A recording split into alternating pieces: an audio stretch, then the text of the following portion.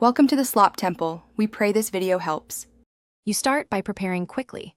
Plug in or confirm the battery is above 50% because a drained unit interrupts a session. Next, wash your hands and rinse the clean parts. Hygiene prevents milk contamination. Assemble the flange onto the pump body, insert the silicone valve so it faces down, and thread the bottle on snugly. Once done, power on and select a gentle stimulation mode for 1 to 2 minutes to trigger letdown. This primes the flow efficiently and comfortably. You continue by dialing in settings. Start with stimulation mode for 1 to 2 minutes to mimic baby taps and encourage letdown, then transition to expression mode for sustained suction. Adjust suction incrementally until you feel effective, comfortable pulls. If it hurts, back down a level.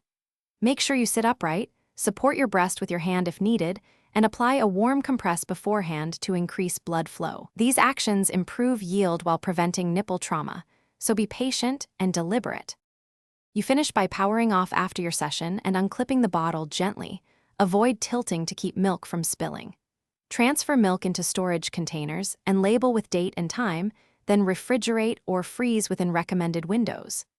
Disassemble and hand wash parts, then air dry on a clean rack.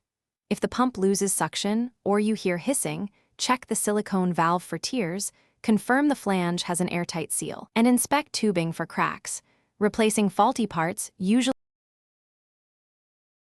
Thanks for watching. Consider subscribing if we helped you.